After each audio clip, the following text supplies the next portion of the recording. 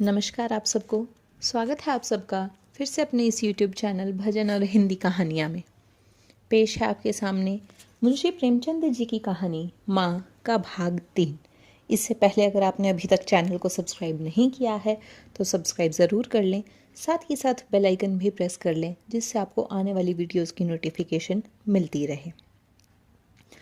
सिंध में बाढ़ आई, हज़ारों आदमी तबाह हो गए। विद्यालय ने वहाँ एक सेवा समिति भेजी। प्रकाश के मन में द्वंद्व होने लगा, जाऊं या ना जाऊं। इतने दिनों अगर वह परीक्षा की तैयारी करे तो प्रथम श्रेणी में पास हो। चलते समय उसने बीमारी का बहाना कर दिया। करुणा ने लिखा, तुम सिंध न गए इसका मुझे दुख है। तुम बीमार रहते हुए भी वहाँ जा सकते थे। समिति में चिकित्सक भी तो थे। प्रकाश ने पत्र का उत्तर न दिया। उड़ीसा में अकाल पड़ा, प्रजा मक्खियों की तरह मरने लगी। कांग्रेस ने पीड़ितों के लिए एक मिशन तैयार किया।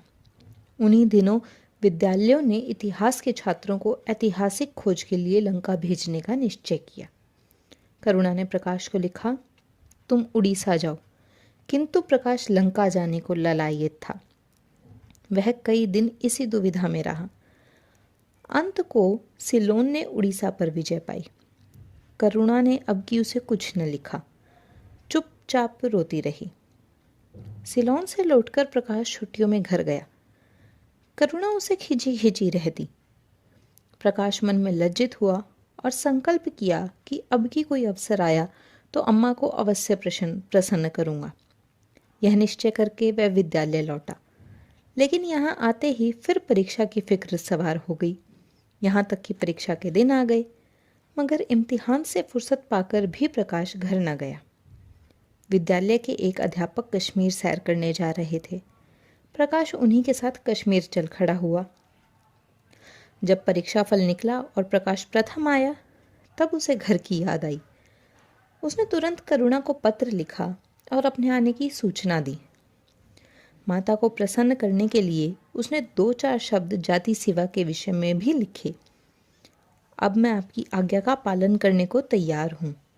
मैंने शिक्षा संबंधी कार्य करने का निश्चय किया है।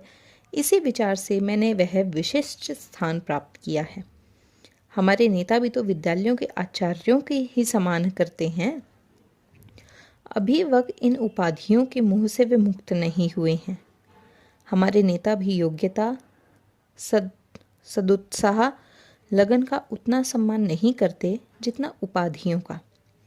अब मेरी इज्जत करेंगे और जिम्मेदारी को काम सौंपेंगे, जो पहले मांगे भी ना मिलता था। करुणा की आस फिर बंधी। विद्यालय खुलते ही प्रकाश के नाम रजिस्ट्रार पत्र पहुंचा। उन्होंने प्रकाश का इंग्लैंड जाकर विद्याभ्यास करने के लिए सरकारी वजीफे की मंजूरी की सूचना दी थी। प्रकाश पत्र हाथ में लिए हर्ष के उन्माद में जाकर माँ से बोला, अम्मा, मुझे इंग्लैंड जाकर पढ़ने के लिए सरकारी वजीफा मिल गया। करुणा ने उदासीन भाव से पूछा, तो तुम्हारा क्या इरादा है? मेरा इरादा? ऐसा अवसर पाकर भला कौन छोड़ता है?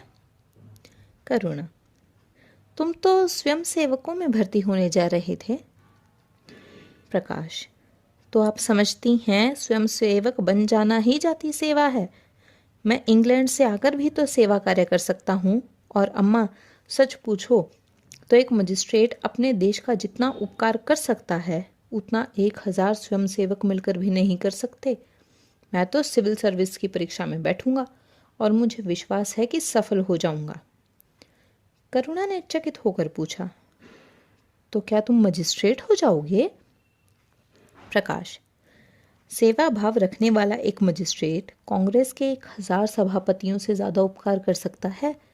अखबारों में उसकी लंबी लंबी तारीफें न छपेंगी, उसकी वक्तृताओं पर तालियां न बजेंगी, जनता उसके जुलूस की गाड़ी न खींचेगी और न विद्यालयों के छात्र उसको अभिनंदन पत्र देंगे। पर सच्ची सेवा मजिस्ट्रेट ही कर सकता है।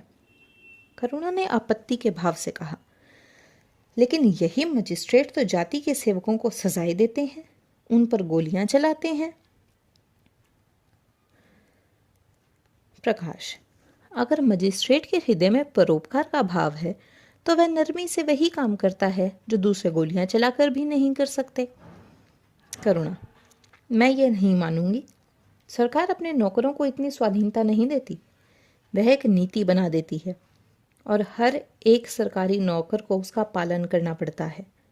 सरकार की पहली नीति यह है कि वह दिन दिन अधिक संगठित और दृढ़ हो। इसके लिए स्वाधीनता के भावों का दमन करना जरूरी है। अगर कोई मजिस्ट्रेट इस नीति के विरुद्ध काम करता है तो वह मजिस्ट्रेट न रहेगा। वह हिंदुस्तानी था जिसने तुम्हारे बाबूजी को जरा सी बात पर 3 साल की सजा दे दी। इसी सजा ने उनके प्राण लिए। बेटा, मेरी इतनी बात मानो, सरकारी पदों पर न गिरो। मुझे यह मंजूर है कि तुम मोटा खाकर और मोटा पहनकर देश की कुछ सेवा करो, इसके बदले कि तुम हकीम बन जाओ और शान से जीवन बिताओ। यह समझ लो कि जिस दिन तुम हाकिम की कुर्सी पर बैठोगे उस दिन से तुम्हारा दिमाग हाकिमों का सा हो जाएगा। तुम यही चाहो कि अफसरों में तुम्हारी नेकनामी और तरक्की हो। एक गंवारू मिसाल लो, लड़की जब तक मैके में कमारी रहती है वह अपने को उसी घर की समझती है, लेकिन जिस दिन ससुराल चली जाती है वह अपने घर को दूसरों का घर समझने लगती है। माँ बाप भाई बहन सब वही रहते हैं, लेकिन वह घर अपना नहीं रहता। यही दुनिया का दस्तूर है। प्रकाश ने खिंचकर कहा, तो क्या आप यही चाहती हैं मैं जिंदगी भर चारों तरफ ठोकरें खाता फिरूं? करुणा कठोर नेत्रों से देखकर बोली, अगर ठोकर खाकर आत्मा स्वाधीन रह सकती है तो मैं कहूंगी ठोकर खाना अच्छा है। प्रकाश ने निश्चयात्मक भाव से पूछा, तो आपकी यही इच्छा है? करुणा ने उसी स्वर में उत्तर दिया, हाँ, मेरी यही इच्छा है। प्रकाश ने जवाब कुछ न दिया, उठकर बाहर चला गया और तुरंत रजिस्ट्रार को इनकारी पत्र लिख भेजा। मगर उसी क्षण से मानो उसके सिर पर विपत्ति ने आसन जमा लिया। विरक्त और विमन अपने कमरे में पड़ा रहता, न कहीं घूमने जाता, न किसी से मिलता। मुंह लटकाए भीतर आता और फिर बाहर चला जाता। यहाँ तक महीना गुजर गया। न चेहरे पर वह लाली रही, न वह ओज। आंखें अनाथों के मुख की भांति याचना से भरी हुई। होठ हंसना भूल गए, मानो उन इनकारी पत्र के साथ उसकी सारी सजीवता और चपलता, सारी सरलता विदा हो गई। करुणा उसके मनोभाव समझती थी और उसके शोक को भुलाने की चेष्टा करती थी, पर रूठे देवता प्रसन्न न होते थे। आखिर एक दिन उसने प्रकाश से कहा, बेटा, अगर तुमने विलायत जाने की ठान ही ली है तो चले जाओ, मना न करूंगी। मुझे खेद है कि मैंने तुम्हें रोका। अगर मैं जानती कि तुम्हें इतना आघात पहुंचेगा तो कभी न रोकती। मैंने तो केवल इस विचार से रोका था कि तुम्हें जाति सेवा में मग्न देखकर तुम्हारे बाबूजी की आत्मा प्रसन्न होगी। उन्होंने चलते समय यही वसीयत की थी। प्रकाश ने रुखाई से जवाब दिया, अब क्या जाऊंगा, इनकारी खत लिख चुका। मेरे लिए कोई अब तक बैठा थोड़े ही होगा, कोई दूसरा लड़का चुन लिया होगा, और फिर करना ही क्या है? जब आपकी मर्जी है कि गांव गांव की खाक छानता फिरूं तो वही सही। करुणा का गर्व चूर चूर हो गया। इस अनुमति से उसने बाधा का काम लेना चाहा था, पर सफल न हुई। बोली, अभी कोई न चुना गया होगा, लिख दो, मैं जाने को तैयार हूं। प्रकाश ने झुंझलाकर कहा, अब कुछ नहीं हो सकता, लोग हंसी उड़ाएंगे। मैंने तय कर लिया है कि जीवन को आपकी इच्छा के अनुकूल बनाऊंगा। करुणा, तुमने अगर शुद्ध मन से यह इरादा किया होता तो यूं ना रहते। तुम मुझसे सत्याग्रह कर रहे हो। अगर मन को दबाकर मुझे अपनी राह का कांटा समझकर तुमने मेरी इच्छा पूरी भी की तो क्या? मैं तो तब जानती जब तुम्हारे मन में अपने आप ही सेवा का भाव उत्पन्न होता। तुम आप ही रजिस्ट्रार साहब को पत्र लिख दो। प्रकाश, अब मैं नहीं लिख सकता। तो इसी शौक में तने बैठे रहोगे? प्रकाश, लाचारी है। करुणा ने और कुछ न कहा। जरा देर में प्रकाश ने देखा कि वह कहीं जा रही है, मगर वह कुछ बोला नहीं। करुणा के लिए बाहर आना जाना कोई असाधारण बात न थी, लेकिन जब संध्या हो गई और करुणा न आई तो प्रकाश को चिंता होने लगी। अम्मा कहाँ गई? यह प्रश्न बार बार उसके मन में उठने लगा। प्रकाश सारी रात द्वार पर बैठा रहा। भांति भांति की शंकाएं मन में उठने लगी। उसे अब याद आया, चलते समय करुणा कितनी उदास थी, उसकी आंखें कितनी लाल थी। यह बातें प्रकाश को उस समय क्यों नहीं नजर आई? क्यों वह स्वार्थ में अंधा हो गया था? हाँ, अब प्रकाश को याद आया, माता ने साफ सुथरे कपड़े पहने थे, उनके हाथ में छतरी भी थी। तो क्या वह कहीं बहुत दूर गई हैं? किससे पूछे? अनिष्ट के भय से प्रकाश रोने लगा। श्रावण की अंधेरी भयानक रात थी। आकाश में शाम मेघमालाएं भीषण स्वप्न की भांति छाई हुई थी। प्रकाश रह रहकर आकाश की ओर देखता था, मानो करुणा उन्हीं मेघमालाओं में छिपी बैठी है। उसने निश्चय किया, सवेरा होते ही माँ को खोजने चलूंगा। और अगर किसी ने द्वार खटखटाया। प्रकाश ने दौड़कर खोला तो देखा करुणा खड़ी है।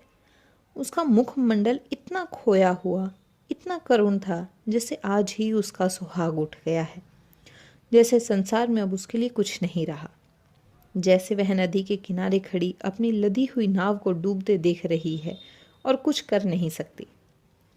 प्रकाश ने अधीर होकर पूछा, अम्मा कहाँ चली गई थी? बहुत देर लगाई। करुणा ने भूमि की ओर ताकते हुए जवाब दिया, एक काम से गई थी, देर हो गई। यह कहते हुए उसने प्रकाश के सामने एक बंद लिफाफा फेंक दिया। प्रकाश ने उत्सुक होकर लिफाफा उठाया। ऊपर ही विद्यालय की मुहर थी। तुरंत ही लिफाफा खोलकर पढ़ा। हल्की सी लालिमा चेहरे पर दौड़ गई। पूछा, यह तुम्हें कहाँ मिल गया अम्मा? करुणा, तुम्हारे रजिस्ट्रार के पास से लाई हूँ। क्या तुम वहां चली गई थी? और क्या करती? कल तो गाड़ी का समय न था। मोटर ले ली थी। प्रकाश एक क्षण तक मौन खड़ा रहा, फिर कुंठित स्वर में बोला, जब तुम्हारी इच्छा नहीं है तो मुझे क्यों भेज रही हो? करुणा ने विरक्त भाव से कहा, इसलिए कि तुम्हारी जाने की इच्छा है। तुम्हारा ये मलिन वेश नहीं देखा जाता। अपने जीवन के 20 वर्ष तुम्हारी हितकामना पर अर्पित कर दिए, अब तुम्हारी महत्वाकांक्षा की हत्या नहीं कर सकती। तुम्हारी यात्रा सफल हो, यही हमारी हार्दिक अभिलाषा है। करुणा का कंठ रुंध गया और कुछ न कह सकी। प्रकाश उसी दिन से यात्रा की तैयारियां करने लगा। करुणा के पास जो कुछ था वह सब खर्च हो गया। कुछ ऋण भी लेना पड़ा। नए सूट बने, सूटकेस लिए गए। प्रकाश अपनी धुन में मस्त था। कभी किसी चीज की फरमाइश लेकर आता, कभी किसी चीज की। करुणा एक सप्ताह में इतनी दुर्बल हो गई है, उसके बालों पर कितनी सफेदी आ गई है, चेहरे पर कितनी झुर्रियां पड़ गई हैं, यह उसे कुछ न नजर आता।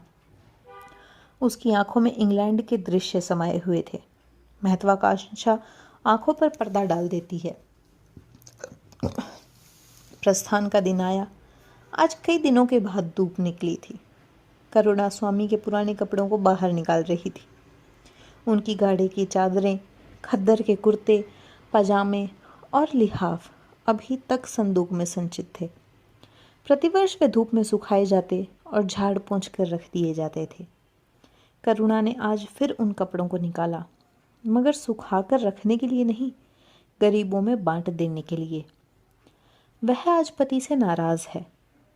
वह लुटिया, डोर और घड़ी, जो आदित्य की चिर संगिनी थी और जिनकी 20 वर्ष से करुणा ने उपासना की थी, आज निकालकर आंगन में फेंक दी गई। वह झोली जो बरसों आदित्य के कंधों पर आरूढ़ रह चुकी थी, आज कूड़े में डाल दी गई। वह चित्र जिसके सामने 20 वर्ष से करुणा सिर झुकाती थी, आज वही निर्दया से भूमि पर डाल दिया गया। पति का कोई स्मृति चिन्ह वह अपने घर में नहीं रखना चाहती थी। उसका अंतःकरण शोक और निराशा से विदीर्ण हो गया है, और पति के सिवा वह किस पर क्रोध उतारे? कौन उसका अपना है?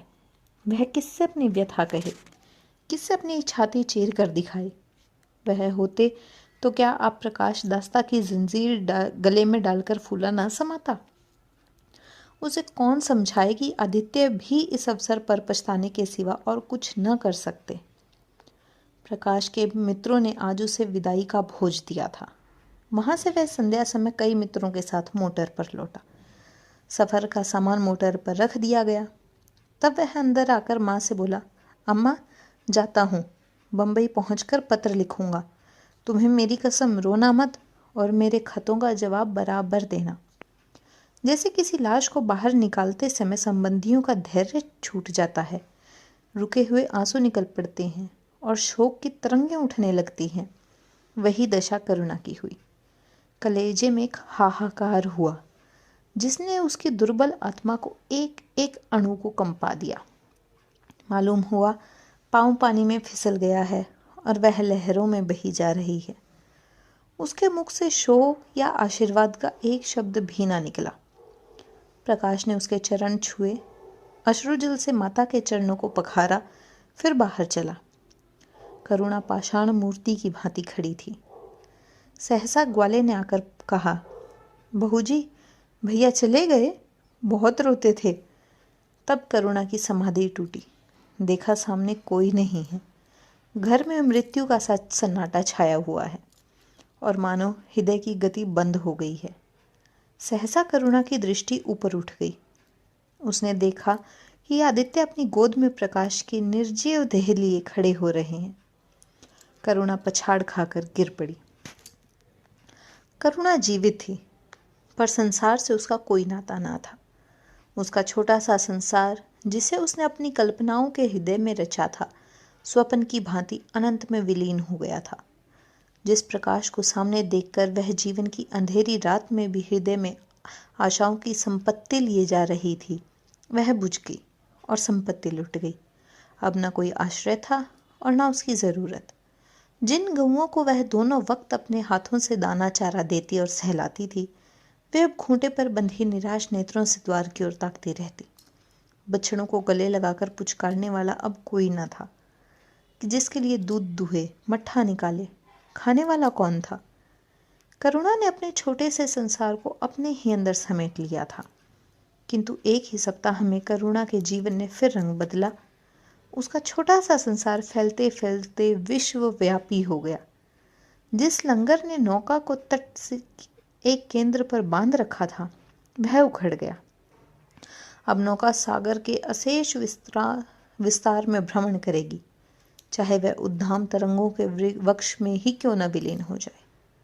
करुणा द्वार पर आ बैठती और मोहल्ले भर के लड़कों को जमा करके दूध पिलाती। दोपहर तक मक्खन निकालती और वह मक्खन मोहल्ले के लड़के खाते। फिर भांति भांति के पकवान बनाती और कुत्तों को खिलाती। अब यही उसका नित्य का नियम हो गया। चिड़ियाँ, कुत्ते, बिल्लियाँ, चींटे, चींटी सब अपने हो गए। प्रेम का वह द्वार अब किसी के लिए बंद न था। उस अंगुल भर जगह में जो प्रकाश के लिए भी काफ़ी न थी, अब समस्त संसार समा गया। एक दिन प्रकाश का पत्र आया। करुणा ने उसे उठाकर फेंक दिया। फिर थोड़ी देर के बाद उसे उठाकर फाड़ डाला और चिड़ियों को दाना चुगाने लगी। मगर जब निशा योगिनी ने अपनी धूनी जलाई और वेदनाएं उससे वरदान मांगने के लिए विकर होकर चली, तो करुणा की मनोवेदना भी सजग हो उठी। प्रकाश का पत्र पढ़ने के लिए उसका मन व्याकुल हो उठा। उसने सोचा, प्रकाश मेरा कौन है? मेरा उससे क्या प्रयोजन? हाँ, प्रकाश मेरा कौन है? हाँ, प्रकाश मेरा कौन है? हृदय ने उत्तर दिया, प्रकाश तेरा सर्वस्व है। वह तेरे उस अमर प्रेम की निशानी है जिससे तू सदैव के लिए वंचित हो गई। वह तेरे प्राण है, तेरे जीवन दीपक का प्रकाश, तेरी वंचित कामनाओं का माधुर्य, तेरे अश्रु जल में विहार करने वाला वह हंस। करुणा उस पत्र के टुकड़ों को जमा करने लगी, मानो उसके प्राण बिखर गए हों। एक एक टुकड़ा उसे अपने खोए हुए प्रेम का एक पद चिन्ह सा मालूम होता था। जब सारे पुर्जे जमा हो गए तो करुणा दीपक के सामने बैठकर उसे जोड़ने लगी, जैसे कोई वियोगी हृदय प्रेम के टूटे हुए तारों को जोड़ रहा हो। हाय रे ममता! वह अभागिन सारी रात उन पुर्जों को जोड़ने में लगी रही। पत्र दोनों ओर लिखा था, इसलिए पुर्जों को ठीक स्थान पर रखना और भी कठिन था। कोई शब्द, कोई वाक्य बीच में गायब हो जाता। उस एक टुकड़े को वह फिर खोजने लगती। सारी रात बीत गई, पर पत्र अभी तक अपूर्ण था। दिन चढ़ाया। मोहल्ले के लौंडे मक्खन और दूध की चाह में एकत्र हो गए। कुत्ते और बिल्लियों का आगमन हुआ। चिड़िया आ आकर आंगन में फुदकने लगी।